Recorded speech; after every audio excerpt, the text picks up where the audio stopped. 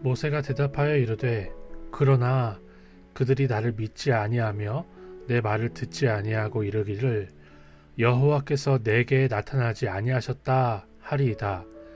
여호와께서 그에게 이르시되 내 손에 있는 것이 무엇이냐? 그가 이르되 지팡이니이다. 여호와께서 이르시되 그것을 땅에 던지라 하시매 곧 땅에 던지니 그것이 뱀이 된지라. 모세가 뱀 앞에서 피하매 여호와께서 모세에게 이르시되 내 손을 내밀어 그 꼬리를 잡으라.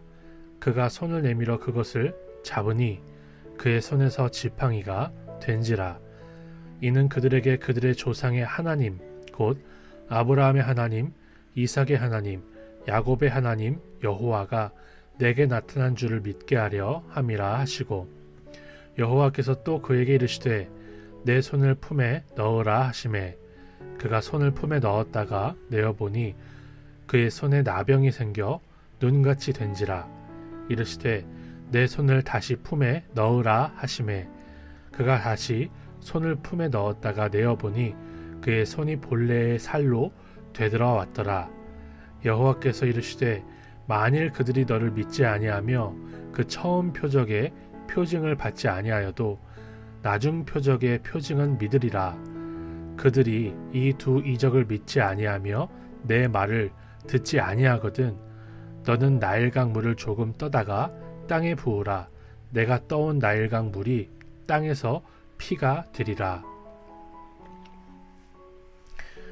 저는 오늘 본문의 말씀을 묵상하면서 모세가 하나님을 처음 만났을 때, 이 이후에는 그렇지 않아요?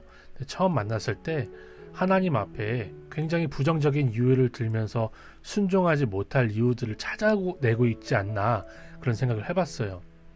믿음이 연약한 우리는요, 주님의 말씀을 딱 들었을 때 믿음으로 반응하여서 기쁘게 순종하기보다는 그러나를 먼저 외치게 됩니다. 그러나 걱정을 먼저 하게 돼요.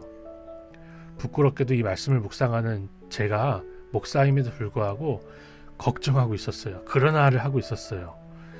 지금 코로나 바이러스를 1일 7만 명대를 찍고 있습니다. 확진자가 7만 명씩 늘어나고 있는 상황이에요. 지난주만 해도 4만 명대였는데 7만 명대 됐고요.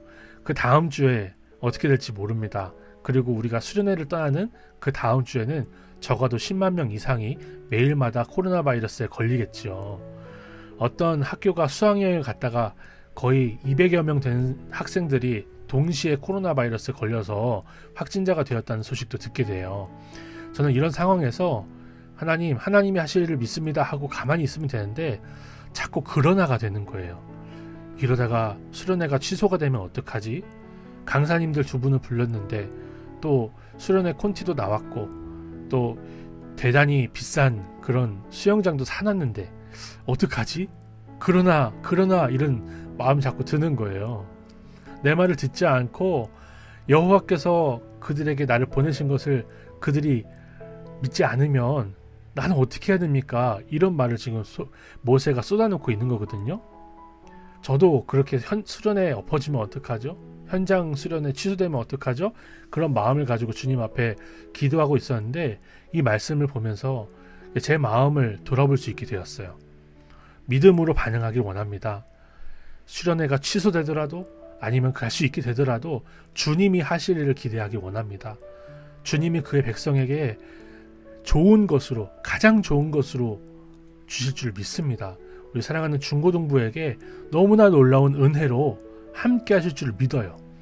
이 수련회가 우리 학생들의, 우리 자녀들의, 우리 모두의 이전과 이후를 나누는 그런 수련회가 되기를 소망하며 그러나를 하지 않겠습니다.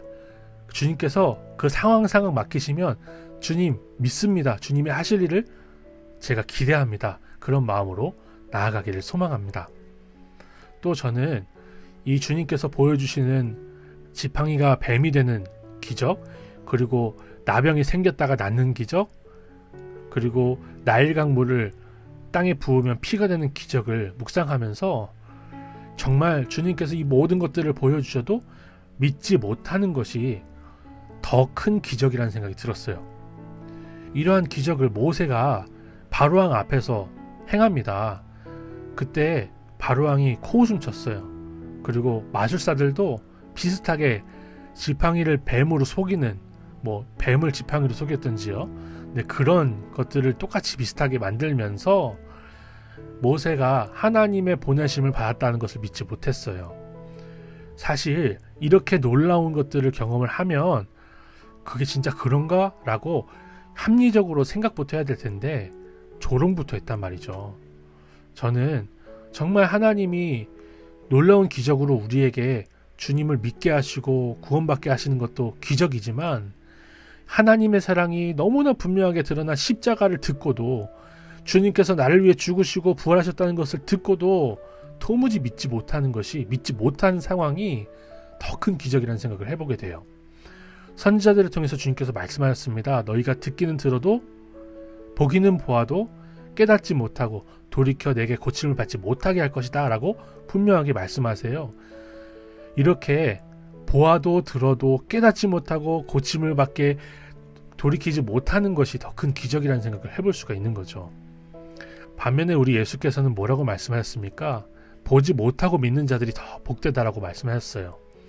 우리는 예수님의 손에서 그 못자국을 만져보지도 못하고 그 창자국을 옆구리에 손을 넣어서 만져보지도 못했습니다. 예수님을 본 적이 없어요. 그런데도 예수님을 믿고 그분을 사랑합니다. 이게 우리가 받은 복이에요. 기적을 아무리 보아도 깨닫지 못하는 게 더 기적이고요. 보지 못해도 믿는 것은 복입니다. 그러므로 이런 복을 누리는 저와 이 말씀을 묵상하는 모든 성도님들이 되셨으면 좋겠고, 특별히 우리 자녀들, 중고등부 자녀들이 됐으면 좋겠습니다. 보지 못하여도 주님께서 주신 말씀을 믿고 주님의 말씀을 듣고 주님께서 하실 일들을 기대하는 우리 사랑하는 자녀들이 되기를 소망하며 큐티를 할 수 있었습니다. 하나님 아버지, 우리의 돌과 같이 단단한 마음을 만져주셔서 주님의 말씀에 살과 같이 부드러운 마음으로 순종하게 하옵소서. 말씀을 듣고 모세처럼 걱정하기보다 기쁨으로 순종하길 원합니다. 우리가 기적을 보지 못하였어도 주의 말씀을 믿고 듣는 복을 누리게 하옵소서. 이러한 복으로 주님 앞에 감사와 찬양을 올려드릴 수 있는 우리와 우리 자녀들이 다 되게 하옵소서. 예수님의 이름으로 기도드립니다. 아멘.